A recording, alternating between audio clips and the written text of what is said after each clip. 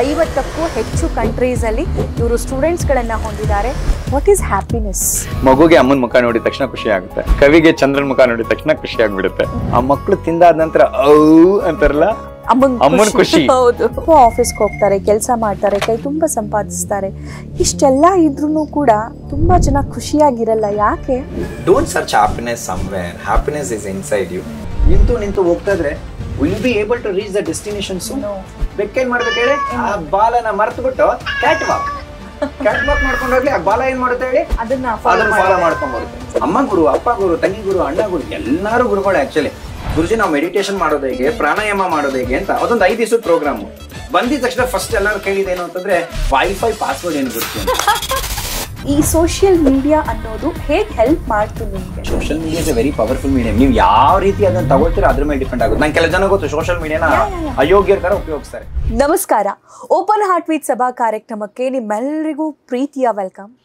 Open heartedly ನಿಮ್ಗಿರೋ ಮಾನಸಿಕ ಸಮಸ್ಯೆಗಳಿಗೆ ಪರಿಹಾರವನ್ನು ಕಂಡುಕೊಳ್ಳೋದಕ್ಕೆ ಈ ಪಾಡ್ಕಾಸ್ಟನ್ನು ನಾನು ಮಾಡ್ತಾ ಇದ್ದೀನಿ. ಮಾನಸಿಕ ಸಮಸ್ಯೆಗಳು ಅಂತಂದರೆ ಏನೋ ಮೆಂಟಲ್ ಕಾಯಿಲೆ ಇದೆ ಅಂತ ಅಲ್ಲ. ಪರಿಹಾರ ಕಂಡ್ಕೋಬೇಕು ಅಂತಂದರೆ ಎಲ್ಲರೂ ಹೇಳೋದು ಒಂದೇ, ದೇವರು, ಆಧ್ಯಾತ್ಮ, ಯೋಗ, ಧ್ಯಾನ ಅಂತ. ಸೊ ಅದನ್ನು 20 ವರ್ಷಕ್ಕೂ ಹೆಚ್ಚು ಕಾಲ ಆರಾಧಿಸ್ಕೊಂಡು ಅದನ್ನು ಒಪ್ಕೊಂಡು ಅದರಿಂದ ವಿಶ್ವಮಟ್ಟದಲ್ಲಿ ರಾರಾಜಿಸ್ತಾ ಇರುವಂತಹ ನನ್ನ ತುಂಬ ಆತ್ಮೀಯ ಗುರೂಜಿ, ನನ್ನ ತುಂಬ ಆತ್ಮೀಯ ಫ್ರೆಂಡ್ನ ಇವತ್ತಿನ ಈ ಓಪನ್ ಹಾರ್ಟ್ ವಿತ್ ಸಭಾ ಕಾರ್ಯಕ್ರಮದಲ್ಲಿ ನಿಮಗೆ ಪರಿಚಯ ಮಾಡಿಕೊಡ್ತೀನಿ. ಅವರೇ ಡಾಕ್ಟರ್ ಸೋಹಂ ಶ್ರೀ. ಸೋಹಂ ಆಯುರ್ಯೋಗ ಆಶ್ರಮ್, ನ್ಯಾಚುರೋಪತಿ ಆಗಿರಬಹುದು, ಆಯುರ್ವೇದ ಆಗಿರಬಹುದು, ಯೋಗ ತಜ್ಞರಾಗಿರಬಹುದು. ಇದಷ್ಟೇ ಅಲ್ಲ, 50ಕ್ಕೂ ಹೆಚ್ಚು ಕಂಟ್ರೀಸಲ್ಲಿ ಇವರು ಸ್ಟೂಡೆಂಟ್ಸ್ಗಳನ್ನು ಹೊಂದಿದ್ದಾರೆ. 1 ವರ್ಷದಲ್ಲಿ ಅದೆಷ್ಟು ಕಂಟ್ರಿಗೆ ಹೋಗಿ ಇವರು ಕ್ಲಾಸ್ ಮಾಡ್ತಾರೆ ಅಂತ ಕೇಳಿದ್ರೆ ನನಗೆ ಶಾಕ್ ಆಗುತ್ತೆ. ಸೊ ಅವ್ರನ್ನ ವೆಲ್ಕಮ್ ಮಾಡ್ತೀನಿ. ನಮಸ್ತೆ ಸೋಹಂ ಜಿ. ನಮಸ್ಕಾರ ಸಭಾ, ಹೇಗಿದ್ದೀರಾ? ಚೆನ್ನಾಗಿದ್ದೀನಿ, ನೀವ್ ಹೇಗಿದ್ದೀರಾ? ಸಂತೋಷವಾಗಿದ್ದೀನಿ. I am very handsome. Yeah, you are always handsome. Always. Inside and outside. Yes, both. yes. I'm so glad. After so many months we are meeting again. Definitely. That's After so nice. so many months we are meeting. Yeah. So Soham G ಬಗ್ಗೆ ನಾನು ಹೇಳಬೇಕು ಅಂತಂದ್ರೆ, ಅದು ನನಗೆ ಎಂಥದ್ದೇ ಸಮಸ್ಯೆ ಇರಲಿ, ಹೆಣ್ಮಕ್ಳಿಗೆ ಸುಮಾರು ಸಮಸ್ಯೆಗಳು ಬರ್ತಾ ಇರುತ್ತೆ, ನಿಮಗೆಲ್ಲ ಗೊತ್ತಿದೆ. ಸೊ ಅದು ಯೂರಿನರಿ ಇನ್ಫೆಕ್ಷನ್ ಆಗಿರಬಹುದು, ಅಥವಾ ಪೀರಿಯಡ್ಸ್ ಟೈಮಲ್ಲಿ ಸ್ಟಮಕ್ ಕ್ರ್ಯಾಂಪ್ಸ್ ಆಗಿರಬಹುದು, ಹೇಳ್ಕೊಳ್ದೇ ಇರುವಂಥ ಒಂದಿಷ್ಟು ಸಮಸ್ಯೆಗಳಾಗಿರ್ಬೋದು. ಸೊ ಎಲ್ಲದಕ್ಕೂ ಒಂದು solution, that is Soham ji. So I am thankful for that.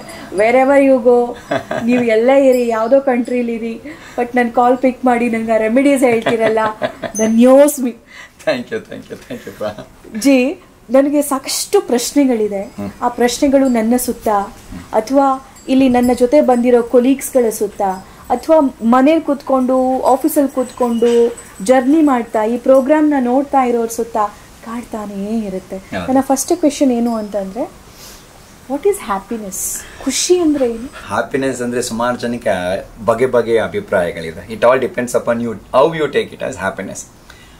ಮಗುಗೆ ಅಮ್ಮನ ಮುಖ ನೋಡಿದ ತಕ್ಷಣ ಖುಷಿ ಆಗುತ್ತೆ, ಕವಿಗೆ ಚಂದ್ರನ ಮುಖ ನೋಡಿದ ತಕ್ಷಣ ಖುಷಿ ಆಗ್ಬಿಡುತ್ತೆ. ಕೆಲವು ಜನಕ್ಕೆ ಊಟ ಪ್ರಿಯರಿಗೆ ಒಳ್ಳೆ ಊಟ ನೋಡಿದ ತಕ್ಷಣ ಖುಷಿ ಆಗುತ್ತೆ. ಖುಷಿ ಅನ್ನುವಂಥದ್ದು ಆತ್ಮ ತೃಪ್ತಿ ಅಂತ ಬೇಕಾದ್ರೆ ಕರಿಬಹುದು. ಯಾವಾಗ ಪಾಸ್ಟ್ ಅನ್ನ ಮರೆತು ಫ್ಯೂಚರ್ ಬಗ್ಗೆ ಯೋಚನೆ ಮಾಡದೆ ಆ ಪ್ರೆಸೆಂಟ್ ಮೂಮೆಂಟ್ ಅಲ್ಲಿ ಇರ್ತೀನಲ್ಲ, ಆ ಪ್ರೆಸೆಂಟ್ ಮೂಮೆಂಟ್ ಅಲ್ಲಿ ನಾನು ಆ ಎಕ್ಸ್ಪೀರಿಯನ್ಸ್ ಮಾಡ್ತಾ ಇರ್ತೀನಲ್ಲ, without expectations, that is happiness actually. ಈಗ ನಾವಿಲ್ಲಿ ಕುತ್ಕೊಂಡಿದ್ದೇವೆ, ಒಬ್ರಿಗೊಬ್ರು ಮಾತಾಡ್ತಾ ಇದೀವಿ, ನನ್ನ ಸಂಪೂರ್ಣ ಕಾನ್ಸಂಟ್ರೇಷನ್ 100ಕ್ಕೆ 100ರಷ್ಟು ಇಲ್ಲಿದ್ರೆ I am enjoying this conversation. That is happiness actually.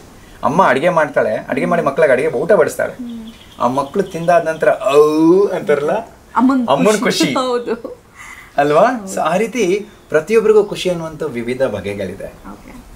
ಯಾವ ವಿಷಯ ನಿಮ್ಮನ್ನ ಆ ಆತ್ಮ ತೃಪ್ತಿ ಅಂತ ಒಂದು ಮಾಡುತ್ತಲ್ಲ, ಆ ದೇಹ ತೃಪ್ತಿ ಮಾಡುತ್ತಲ್ಲ, ಆ ಮನಸ್ಸಿನ ತೃಪ್ತಿ ಮಾಡುತ್ತಲ್ಲ, ಅದನ್ನು ನಾವು ಖುಷಿ ಅಂತ ಅನ್ಕೊಳ್ತೇವೆ. ಸೊ ನೀವು ಹೇಳಿರೋದು ಆಲ್ಮೋಸ್ಟ್ ಆಲ್ ಎಲ್ಲರೂ ಲೈಫಲ್ಲಿ ನಡೀತಾನೆ ಇರುತ್ತೆ. ಅವ್ರಿಗೆ ಅಮ್ಮಂದ್ರ ಕೈ ರುಚಿ ಸಿಗದೆ ಇದ್ರೂ ಹೊರಗಡೆ ಅವ್ರಿಗೆ ಏನು ಬೇಕೋ ಅದನ್ನು ಊಟ ಮಾಡ್ತಾರೆ, ಅಥವಾ ಫ್ರೆಂಡ್ಸ್ಗಳ ಜೊತೆ ಕಾಲ ಕಳೀತಾರೆ, ಅಥವಾ ಆಫೀಸ್ಗೆ ಹೋಗ್ತಾರೆ, ಕೆಲಸ ಮಾಡ್ತಾರೆ, ಕೈ ತುಂಬ ಸಂಪಾದಿಸ್ತಾರೆ. ಇಷ್ಟೆಲ್ಲ ಇದ್ರೂ ಕೂಡ ತುಂಬ ಜನ ಖುಷಿಯಾಗಿರಲ್ಲ. ಯಾಕೆ? ಯಾಕೆ ಅಂತಂದ್ರೆ, ಈಗ ಎಕ್ಸಾಂಪಲು, ನೀವು ಮನೆಯಲ್ಲಿ ಸಿಗದೆ ಇರುವಂಥ ಸಂತೋಷನ ನೀವು ಹೊರಗಡೆ ಓಡ್ಕೊಂಡು ಹೋದಾಗ ಯು ಎಕ್ಸ್ಪೆಕ್ಟ್ ದಟ್ ಆ ಸಂತೋಷ ನನ್ಗೆ ಹೊರಗಡೆ ಸಿಗುತ್ತೆ ಅಂತ ಹೋಗ್ತೀರ ಅಷ್ಟೇ. ಎಲ್ಲ ಕಡೆನೂ ಅದೇ ಇರುತ್ತೆ ಪ್ರಾಬ್ಲಮ್. ನಿಮ್ಗೆ ಏನೋ ಹೆಚ್ಚು ಕಮ್ಮಿ ಆದ್ರೆ ಅಕ್ಕಪಕ್ಕದವ್ರು ಯಾರು ಆಗೋದಿಲ್ಲ, ಕೊನೆಗೆ ಆಗೋದೇ ಮನೆಯವರೇ ಆಗುವಂಥದ್ದು. ನಾವ್ ಎಷ್ಟೋ ಮಾಡ್ಬೋದು. ಅಂದ್ರೆ ಈಗ ನೀವು ರೆಸ್ಟೋರೆಂಟ್ಗೆ ಹೋಗ್ತೀರಾ ಅನ್ಕೊಳ್ಳಿ, ಅಮ್ಮ ಅಡುಗೆ ಚೆನ್ನಾಗಿ ಮಾಡ್ತಾ ಇಲ್ಲ ಅಂತ ರೆಸ್ಟೋರೆಂಟ್ಗೆ ಹೋಗ್ತೀರಾ ಅಂತ ಅನ್ಕೊಳ್ಳಿ, ಚೆನ್ನಾಗಿ ತಿಂತೀರಾ ಅನ್ಕೊಳ್ಳಿ, ಹೊಟ್ಟೆ ಕೆಟ್ಟಾಗ ನೀವು ಓಡ್ಬಾರ್ದು, ಹೊಟ್ಟೆ ಹಿಡ್ಕೊಂಡು ಏನು ಹೇಳ್ತೀರಾ ಹೇಳಿ, ಶಾಂತಿ ಸಾಗರ್, ಸುಖ್ ಸಾಗರ್ ಅಂತೀರಾ, ಅಮ್ಮ ಅಂತೀರಾ ಅಲ್ವಾ? ಅಂದ್ರೆ ಅಮ್ಮನ ಊಟ ಯಾವ ರೀತಿ ಬೇಕಾದ್ರೂ ಇರ್ಬೋದು, ಬಟ್ ಆ ಪ್ರೀತಿಯಿಂದ ಮಾಡ್ತಾಳಲ್ಲ ಅಮ್ಮ, ಅದ್ರ ಎಫೆಕ್ಟೇ ಬೇರೆ ಆಕ್ಚುಲಿ ಅಲ್ವಾ? ಈ ರೆಸ್ಟೋರೆಂಟಲ್ಲಿ ಮಾಡುವಂಥವ್ರು ಯಾರು ನೀನು ಚೆನ್ನಾಗಿ ತೃಪ್ತಿಯಾಗಿ ತಿಂದ್ಬಿಟ್ಟು ನೀವು ಸಂತೋಷವಾಗಿ ಆರೋಗ್ಯವಾಗಿರಪ್ಪ ಅಂತ ಯಾರು ದೋಸೆ ಹಾಕಲ್ಲ ಅಲ್ಲಿ. ಬಟ್ ಅಮ್ಮ ಏನು ಮಾಡ್ತಾಳೆ ಹೇಳಿ, ನನ್ನ ಮಗ ಚೆನ್ನಾಗಿ ತಿಂದು ಖುಷಿಯಾಗಿರ್ಲಿ ಆರೋಗ್ಯವಾಗಿರ್ಲಿ ಅಂತ ಆ ಪ್ರೀತಿನೂ ಸೇರಿಸಿ ಹಾಕ್ತಾಳೆ. ಅಲ್ಲಿ ಪೊರ್ಕೆಲ್ ಹೊಡಿತಾರೆ, ಇಲ್ಲಿ ಅಮ್ಮ ಮನಸ್ಸಿನ ಪ್ರೀತಿಯಿಂದ ಹೊಡಿತಾರೆ, ಅಷ್ಟೇ ವ್ಯತ್ಯಾಸ. So sweet, so sweet. ನೀವೆಲ್ಲೆಲ್ಲೋ ಹುಡ್ಕೊಂಡು ಹೋಗ್ತಾರೆ ಕೆಲವು ಜನ, ಪ್ರೀತಿ ಅಲ್ಲಿದೆ ಇಲ್ಲಿದೆ, ಸಂತೋಷ ಅಲ್ಲಿದೆ ಇಲ್ಲಿದೆ ಅಂತ. ಕೊನೆಗೆ they need to realise something. Don't search happiness somewhere, happiness is inside you. So if you go more inner, ಒಳಗಡೆ ನೀವು ಯಾವಾಗ ನಿಮ್ಮನ್ನು ನೀವು ಅರ್ಥ ಮಾಡ್ಕೊತೀರೋ ಸಂತೋಷವಾಗೇ ಇರ್ತೀರಾ. ಈಗ ನಮ್ಮನ್ನ ನಾವು ಅರ್ಥ ಮಾಡ್ಕೊಳ್ಳೋದು ಹೇಗೆ ಅಂತ, ಅದಕ್ಕೇನಾದ್ರೂ ಪ್ರೊಸೀಜರ್ ಇದೆಯಾ ಅಥವಾ ಅದಕ್ಕೇನಾದ್ರೂ ಪ್ರಾಕ್ಟೀಸ್ ಇದೆಯಾ? ಅಲ್ಲ, ಖಂಡಿತವಾಗ್ಲು ಸಭಾ. ಇವಾಗ ನಾನು ಹೇಳ್ಬೋದಪ್ಪ ನಿಮ್ಗೆ, ನಾನು 100% ಪರ್ಫೆಕ್ಟ್ ಅಂತ ಹೇಳ್ಬೋದು. ನೀನು ಹೇಳ್ತೀಯ ನಾನು 100% ಪರ್ಫೆಕ್ಟ್ ಅಂತೀಯ.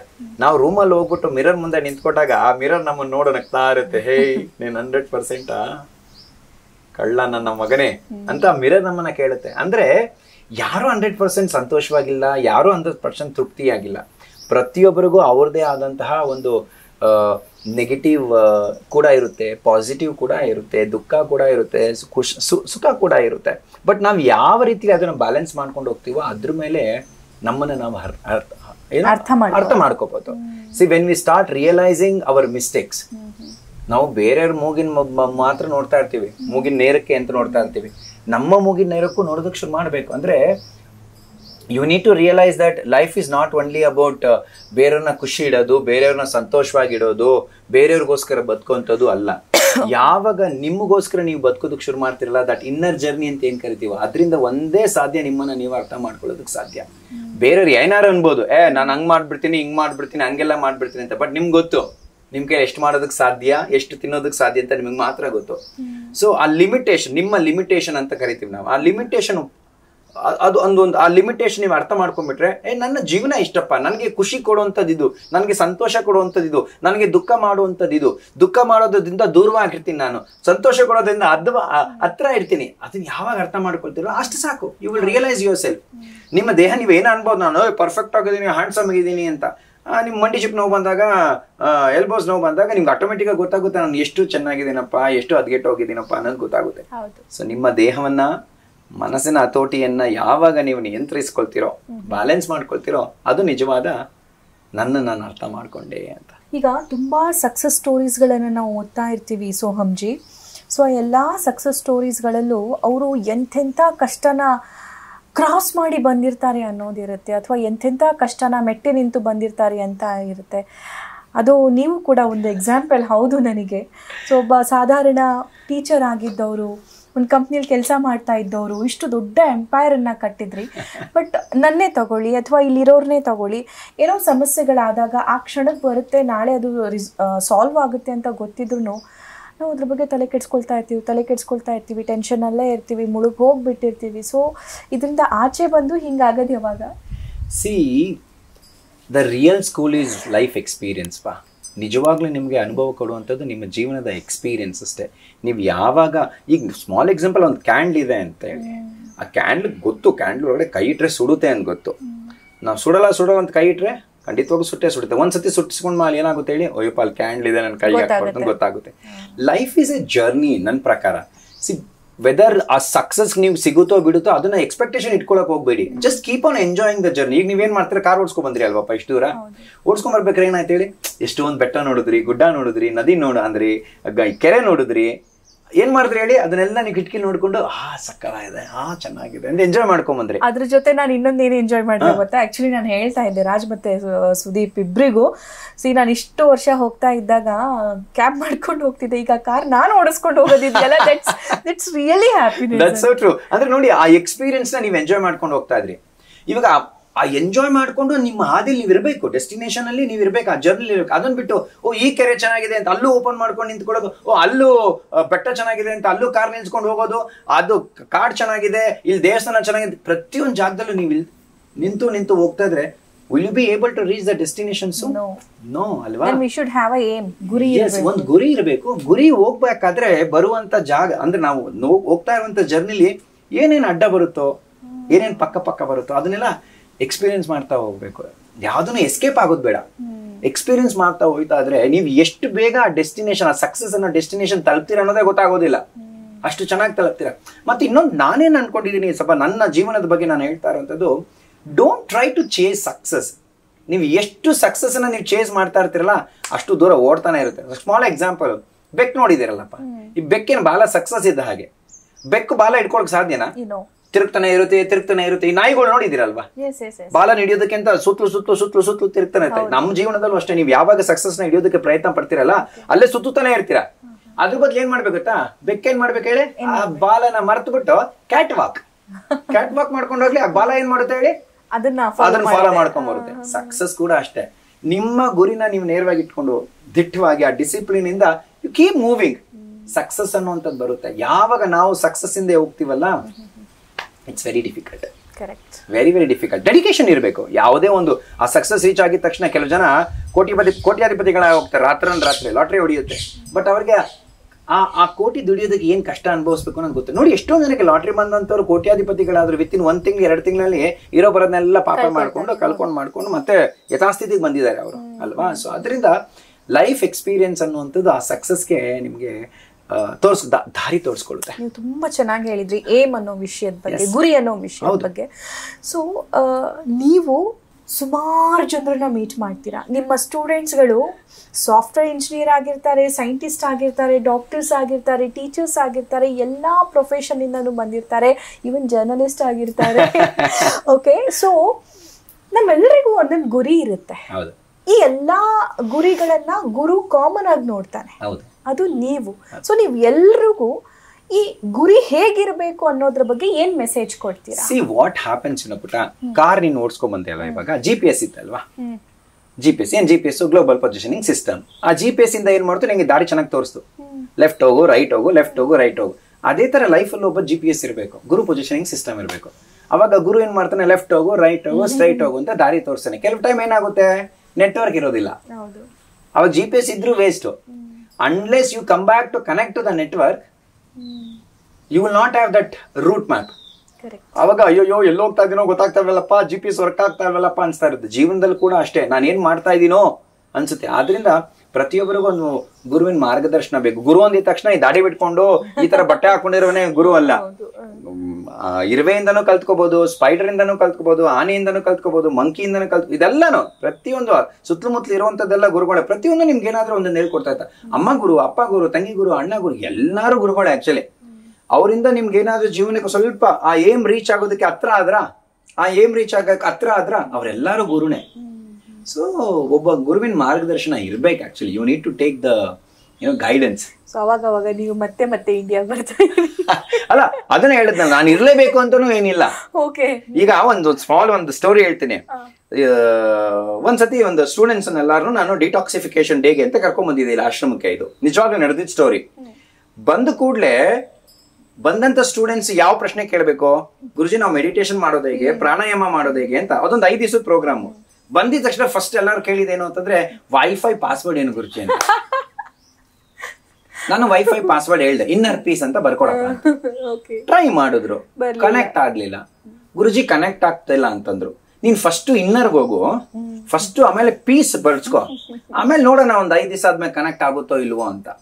ಸೊ ಅವ್ರಿಗೆ ಮೆಡಿಟೇಷನ್, ಪ್ರಾಣಾಯಾಮ ಎಲ್ಲ ಆಯ್ತು.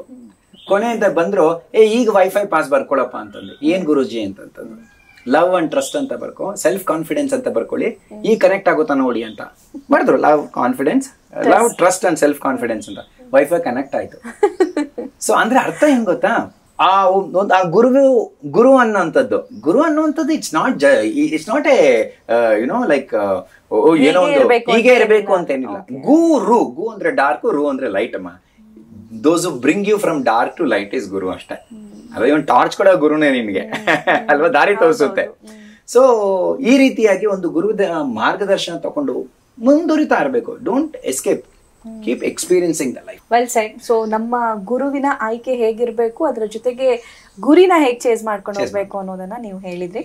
ಚೇಸ್ ಮಾಡಬಾರ್ದು, keep on going, it will come. Success will chase us. Success will We come. have to chase aim. Destination Our ಬಗ್ಗೆ ಗಮನ destination. ಇಟ್ಕೊಂಡು Okay. ಹೋಗ್ತಾ ಇರ್ಬೇಕಷ್ಟೇ. ಸೊ ಒಂದು ವರ್ಷದಲ್ಲಿ ಎಷ್ಟು ಕಂಟ್ರೀಸ್ ಅಲ್ಲಿ ಕ್ಲಾಸಸ್ ಆಗುತ್ತೆ ನಿಮ್ಗೆ? ಹೇಳಕ್ ಆಗಲ್ಲ ಬಿಟ್ಟ, ಒಂದೊಂದ್ಸತಿ ಒಂದೊಂದ್ ತರ ಇರುತ್ತೆ. ನಾವೀಗ ಆಲ್ರೆಡಿ 50 ಕಂಟ್ರೀಸ್ ಅಲ್ಲಿ ನಾವು ಆಕ್ಟಿವ್ ಇದ್ದೀವಿ actually. Plus almost 6 to 7 countries ಅಲ್ಲಿ ನಮ್ದೇ ಆದಂತಹ ಒಂದು ಚಿಕ್ಕ ಪುಟಾಣಿ ಆಶ್ರಮಗಳನ್ನ ಮಾಡ್ಕೊಂಡಿದ್ದೇವೆ. ನಿಮ್ಗೆ ಗೊತ್ತಿರಬಹುದು, ಈಗ ಆಲ್ರೆಡಿ ನಾನು ಕೆನಡಾದಲ್ಲಿ ಜಾಸ್ತಿ settled in Canada actually. But ಅದ್ರ ಜೊತೆಲಿ ಹಲವಾರು ದೇಶಗಳನ್ನ ತಿರುಗಾಡ್ತಾರೆ. ನೀವಲ್ಲ ಆಕ್ಚುಲಿ, ಭುವಿ ತಮ್ಮ and madam settled in Canada. He is universal roaming. ಅಲ್ಲ, ಮಾಡ್ಲೇಬೇಕು. ಏನ್ ಗೊತ್ತಾ, ಒಂದ್ ಕಡೆ ಯಾವಾಗ ನೀವು ಸ್ಟೇಬಲ್ ಆಗಿ ಹೋಗ್ತಿರೋ ಒಂದ್ ಜಾಗದಲ್ಲಿ, ನೀರಿದ್ದ ಹಾಗೆ, ನೀರ್ ಒಂದ್ ಜಾಗದಲ್ಲಿ ನಿಂತ್ರೆ ಏನಾಗುತ್ತೆ ಹೇಳಿ, ಪಾಚಿ ಬೆಳ್ಕೊಳ್ಳುತ್ತೆ, ಕುಡಿಯೋದಕ್ಕೆ ಅದು ಶುದ್ಧಿ ಇರೋದಿಲ್ಲ. ಸೊ ನದಿ ಹರಿತಾ ಇದ್ರೇನೆ ಅದು ಕುಡಿಯೋದಕ್ಕೆ ಸಾಧ್ಯ ಅಲ್ವಾ? ಅದೇ ರೀತಿ ನಮ್ಮ ಜ್ಞಾನವೂ ಕೂಡ ಅಷ್ಟು, ನಮ್ಮ ಸೇವೆನೂ ಕೂಡ ಹರಿತಾ ಇರ್ಬೇಕು ಎಲ್ಲೂ ಒಂದ್ ಕಡೆ.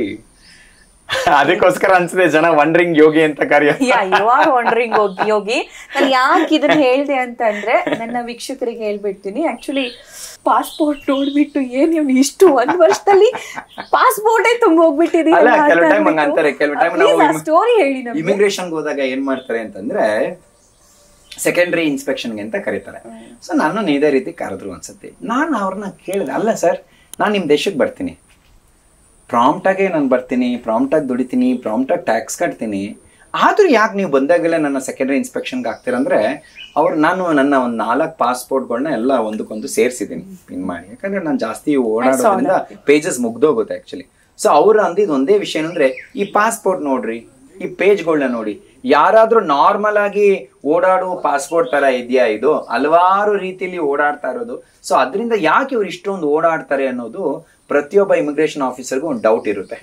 ಅದಕ್ಕೋಸ್ಕರ ನಿಮ್ಗೆ ಸೆಕೆಂಡ್ ಇನ್ಸ್ಪೆಕ್ಷನ್ ಮಾಡ್ತಾರೆ ಅಷ್ಟೇ ಅಂತ ಅಂದ್ರು. ಅವ್ರ ಕೆಲಸ ಅಂತ ಅನ್ಕೊಂಡು. ಸೊ ನೀವು ತುಂಬಾ ಸೋಷಿಯಲ್ ಮೀಡಿಯಾದಲ್ಲಿ ಆಕ್ಟಿವ್ ಇದ್ದೀರಾ ಗುರೂಜಿ. ಅಂದ್ರೆ ನಿಮ್ಮ ಸೋಷಿಯಲ್ ಮೀಡಿಯಾನ ನೋಡೋ ಮೂಲಕ ತುಂಬಾ ಜನ ನಿಮ್ಮನ್ನ ಕನೆಕ್ಟ್ ಆಗಿದ್ದಾರೆ, ಆಮೇಲೆ ಆನ್ಲೈನ್ ಕೂಡ ಕನೆಕ್ಟ್ ಆಗಿದ್ದಾರೆ. ಸೊ ಈ ಸೋಷಿಯಲ್ ಮೀಡಿಯಾ ಅನ್ನೋದು ಹೇಗೆ ಹೆಲ್ಪ್ ಮಾಡ್ತು ನಿಮ್ಗೆ? ಅಲ್ಲಪ್ಪ, it's A very powerful medium actually. Social media is A very powerful medium. ನೀವು ಯಾವ ರೀತಿ ಅದನ್ನ ತಗೊಳ್ತೀರೋ ಅದ್ರ ಮೇಲೆ ಡಿಪೆಂಡ್ ಆಗುತ್ತೆ. ನಂಗೆ ಕೆಲವು ಜನ ಗೊತ್ತು, ಸೋಷಿಯಲ್ ಮೀಡಿಯಾನ ಅಯೋಗ್ಯರ ತರ ಉಪಯೋಗಿಸ್ತಾರೆ. ಸುಮ್ಮನೆ ಸ್ಕ್ರೋಲ್ ಮಾಡ್ಕೊಂಡು ಬರ್ದಿರೋ ಕೆಲಸ ಮಾಡ್ಕೊಂಡು ವೇಸ್ಟ್ ಮಾಡ್ಕೊಂಡು ಟೈಮ್. ಟೆಕ್ಸ್ಟ್ ನೆಕ್ ಅಂತ ಬೇರೆ ಬಂದಿದೆ ಇವಾಗ, ಅವ್ರಿಗೆ ನೆಕ್ ಈ ರೀತಿ ಆಗ್ಬಿಟ್ಟಿರುತ್ತೆ. ಸೊ ಅನ್ವಾಂಟೆಡ್ ಆಗಿ ಸೋಷಿಯಲ್ ಮೀಡಿಯಾನು ನೀವು ಇನ್ಫಾರ್ಮೇಟಿವ್ ಆಗಿ ತಗೋತು ಅಂತಂದ್ರೆ, it is equal to a library.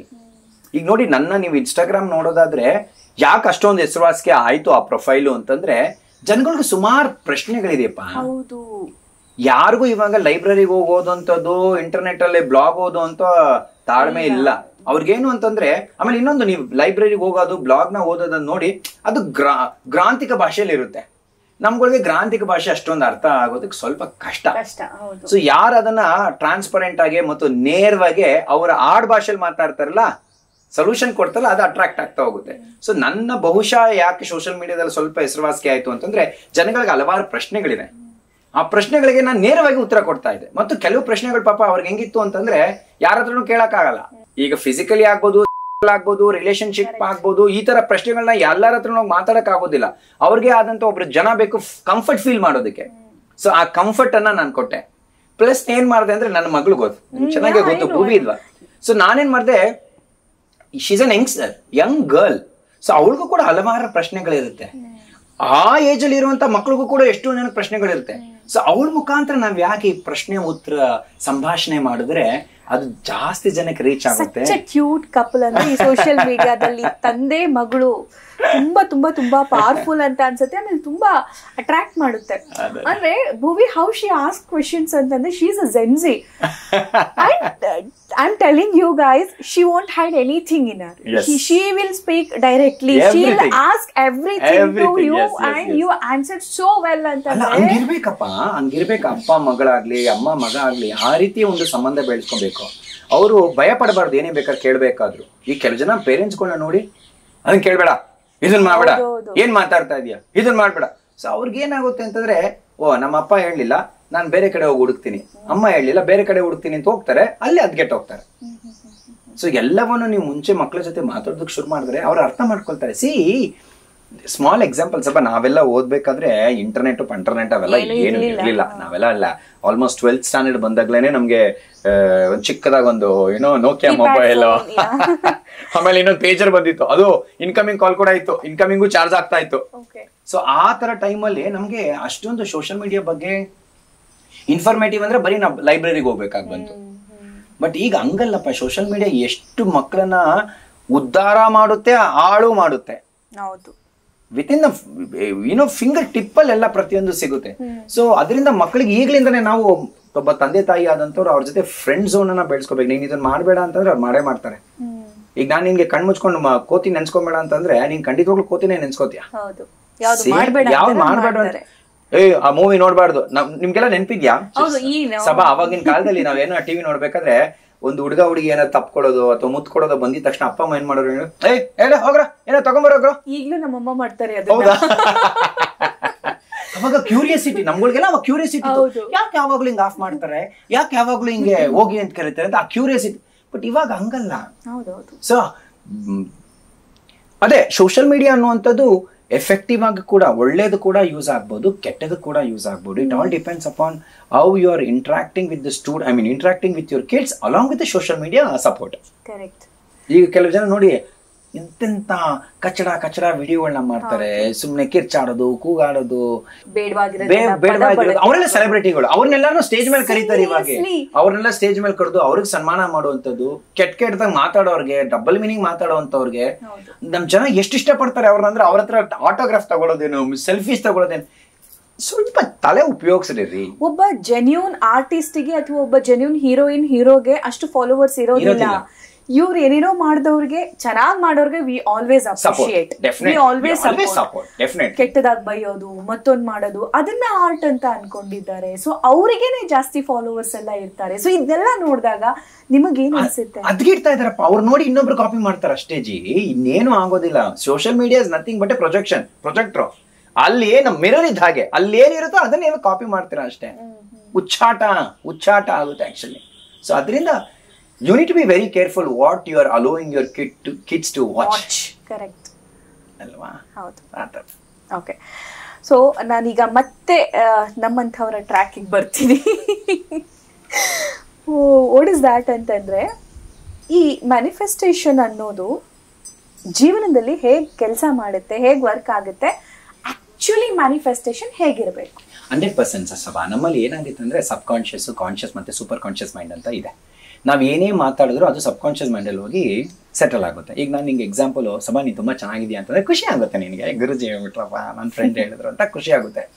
1-2-3 ದಿವಸದಲ್ಲಿ ಅದನ್ನ ಮರ್ತಾ ಹೋಗ್ತೀಯ. ನಾನೇನಾದ್ರೂ ಇವಾಗ ಸಭಾ ನೀನ್ ಕಚ್ಚಡವಾಗಿದ್ಯಾ ಅಂತ ಏನಾದ್ರು ಅಂದ್ಬಿಟ್ರೆ 1-2 ದಿವಸ ಅಲ್ಲ 10 ವರ್ಷ ಆದ್ರೂ ಅವತ್ತು ಇಂಟರ್ವ್ಯೂ ಮಾಡಕ್ ಹೋಗಿದೆ ಹೆಂಗ್ ಅಂದ್ಬಿಟ್ರಲ್ಲ ಅಂತ. ಅಂದ್ರೆ ಯಾವುದೇ ಒಂದು ನೆಗೆಟಿವ್ ವಿಷಯ ಹೋಗಿದ್ರೆ ಅದು ಡೀಪ್ ಸಬ್ ಕಾನ್ಶಿಯಸ್ ಮೈಂಡ್ ಅಲ್ಲಿ ಸೇರ್ಕೊಂಡ್ಬಿಡುತ್ತೆ ಹೋಗ್ಬಿಟ್ಟು ಅಲ್ವಾ. ಈ ಮ್ಯಾನಿಫೆಸ್ಟೇಷನ್ ಅನ್ನುವಂಥದ್ದು ಅಷ್ಟೇ. ಯಾವಾಗ ನೀವು ಯಾವುದೇ ಒಂದು ವರ್ಡ್ ಅನ್ನ ಸ್ಟ್ರಾಂಗ್ ಆಗಿ ಹೇಳ್ತಿರಲ್ಲ, ನಾನು ಮಾಡ್ತೀನಿ ಅಂತ ಯಾವಾಗ ಸ್ಟ್ರಾಂಗ್ ಆಗಿ ಹೇಳ್ತಿರೋ, ಸ್ಟ್ರಾಂಗ್ ಇರಬೇಕು, ಅದು ಸಬ್ ಕಾನ್ಶಿಯಸ್ ಮೈಂಡ್ ಅಲ್ಲಿ ಹೋಗಿ ಕೂತ್ಕೊಳ್ಳುತ್ತೆ, ಅದು ಡೀಪ್ ಡೌನ್ ಅಲ್ಲಿ ಇರುತ್ತೆ. ಸೊ ಅದನ್ನ ನೀವು ಯು ಕ್ಯಾನ್ ಯುಟಿಲೈಸ್ ಇಟ್. ನೀವು ಇವಾಗ ಎಕ್ಸಾಂಪಲ್, ನಾನು ಏನೋ ಒಂದು ಕಾರ್ ತಗೋಬೇಕು ಅಂತ ನೀವು ಮ್ಯಾನಿಫೆಸ್ಟೇಷನ್ ಮಾಡ್ಕೊಂಡಿದ್ರೆ ಅದು ಸಬ್ ಕಾನ್ಶಿಯಸ್ ಮೈಂಡ್ ಅಲ್ಲಿ ಕೂತಿದೆ. ಈ ಸತಿ ಈ ಕೆಲಸ ಮಾಡಿದ್ರೆ ನಾನು ಒಳ್ಳೆ ದುಡ್ಡು ಬರುತ್ತೆ, ಆ ದುಡ್ಡಲ್ಲಿ ನಾನು ಡೌನ್ ಪೇಮೆಂಟ್ ಕೊಟ್ಟು ಕಾರ್ ತಗೋಬೇಕು, ಅದನ್ನ ಮಾಡಿ ಕಾರ್ ತಗೋ. So you will be concentrating only on those manifestation thing. That is how manifestation works. ಖಂಡಿತವಾಗ್ಲೂ ನಿಜ. ಈಗ ಮನೇಲಿ ನೋಡಿದ್ರಿ, ನಮ್ಮ ಮನೇಲೆಲ್ಲ ಸಂಜೆ ಹೊತ್ತು ನೀವೆಲ್ಲ ನೆಗೆಟಿವ್ ಮಾತಾಡಿದ್ರೆ ಅಪ್ಪ ಅಮ್ಮ ಏನೇನೋ ಹೇಳ್ರಿ, ಬಚ್ಚಿವ್ರು ಬೈಯೋರು, ಏನ್ ಮಾತಾಡ್ತೀವಿ ಮುಸ್ಸಂಜೆಲಿ ಅಂತ, ಅಶ್ವಿನಿ ದೇವತೆಗಳು ಇರ್ತಾರೆ ಅಂತ, ತಾಸ್ತು ಅಂದ್ಬಿಡ್ತಾರೆ ಅಂತ, ಕೆಟ್ಟದಾಗ ಮಾತಾಡ್ಬೇಡ ಅಂತ. It's nothing but manifestation. Words, it's nothing but an energy. So manifestation ಅನ್ನುವಂಥದ್ದು ಖಂಡಿತವಾಗ್ಲೂ ನಿಜ. ನಿಮ್ ಲೈಫ್ ಅಲ್ಲಿ ಅದು ಎಷ್ಟು ವರ್ಕ್ ಆಗಿದೆ? ತುಂಬಾ ಆಗಿದೆ. ಪ್ರತಿ ದಿವಸನೂ ನಾನು ಮ್ಯಾನಿಫೆಸ್ಟೇಷನ್ ಮಾಡ್ತೀನಿ. ಪ್ರತಿ ದಿವಸನೂ ನಾನು ಎದ್ದ ಕೂಡಲೇ ಐ ಡೋಂಟ್ ಕೇರ್ ನಿಮ್ಮಲ್ಲಿ ನೆಗೆಟಿವಿಟಿ ಎಷ್ಟಿದೆಯೋ ಅದು ನನಗೆ ಬೇಡ. It's not my problem. Your negativity is your problem. You need to work. ನಿಮ್ಮಲ್ಲಿ ಏನ್ ಪಾಸಿಟಿವ್ ಇದೆಯೋ ಅದನ್ನ ಮಾತ್ರ ನಾನು ರಿಸೀವ್ ಮಾಡ್ತೀನಿ.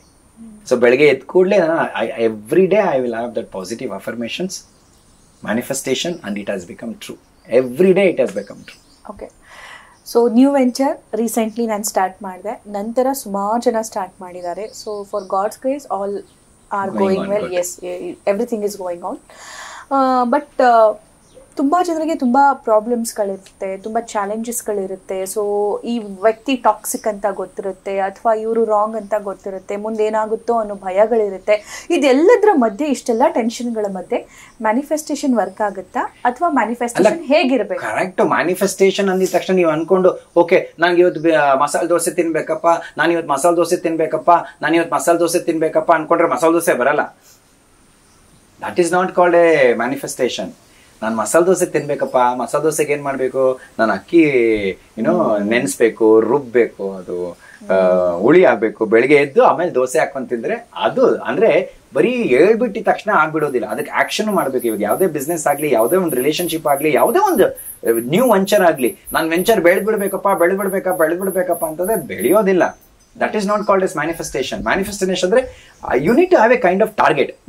ಈ ವರ್ಷದಲ್ಲಿ ನಾನು ಇಷ್ಟು ರೀಚ್ ಆಗ್ತೀನಿ, 100% ರೀಚ್ ಆಗ್ತೀನಿ. ಒಂದು ಸ್ಟೋರಿ ಬೋರ್ಡ್ ಮಾಡ್ಕೊಳ್ಳಿ, ಹಿಂಗ್ ರೀಚ್ ಆಗ್ತೀನಿ ಅನ್ನೋದು ಆ ಪ್ರತಿ ದಿವಸ ಅದನ್ನ ನೋಡಿದ ತಕ್ಷಣ ವಾವ್ ನೋಡಿ ಈ ವಾರ ನಾನು ಇದನ್ನ ಮುಗಿಸ್ಬೇಕು ಅಂತಿದ್ದೆ, ಮುಗಿಸ್ಬಿಟ್ಟೆ. ಆ 10 ದಿವಸದಲ್ಲಿ ನಾನು ಇದನ್ನ ಮುಗಿಸ್ಬೇಕು ಅಂತಿದ್ದೆ, ಮುಗಿಸ್ಬಿಟ್ಟೆ. So this is the real manifestation and it will definitely happen. ನಿನ್ನ ವೆಂಚರ್ಗೂ ಅಷ್ಟೇ ಒಂದು ಟಾರ್ಗೆಟ್ ಇಟ್ಕೊ. 1 ತಿಂಗಳಲ್ಲಿ ನಾನು ಇಷ್ಟು ಮಾಡಬೇಕು, 6 ತಿಂಗಳಲ್ಲಿ ಇಷ್ಟು ಮಾಡಬೇಕು, 1 ವರ್ಷದಲ್ಲಿ ನಾನು ಇಷ್ಟು ಜನನ ನಾನು ಇಂಟರ್ವ್ಯೂ ಮಾಡಬೇಕು, ಇಷ್ಟು ಇನ್ಫಾರ್ಮೇಟಿವ್ ಆಗಿ ಮಾಡಬೇಕು, ಇಷ್ಟು ಫಾಲೋವರ್ಸ್ ನಾನು ಇನ್ಕ್ರೀಸ್ ಮಾಡಬೇಕು ಅನ್ನೋದು ಒಂದು ಟಾರ್ಗೆಟ್ ಇಟ್ಕೊಂಡ್ಬಿಡ್ತು ಅಂತಂದ್ರೆ that is nothing but manifestation. Okay, so writing thing ಎಷ್ಟು ವರ್ಕ್ ಆಗುತ್ತೆ? 100% ತುಂಬಾ ವರ್ಕ್ ಆಗುತ್ತೆ. ಒಂದು ಸತಿ ಹೇಳೋದು, ಒಂದು ಸತಿ ಬರೆಯೋದು ಈಸ್ ಈಕ್ವಲ್ ಟು 4 ಸತಿ ಮಾತಾಡೋದು, ಓದೋದು. ಸೊ ಅದರಿಂದ ನಿಮ್ ನೆನಪಿರ್ಬೋದು, ನಮ್ ಸ್ಕೂಲಲ್ಲೆಲ್ಲ ಬರೀ ಒಂದ್ಸತಿ ಬರ್ತಾಗಿ.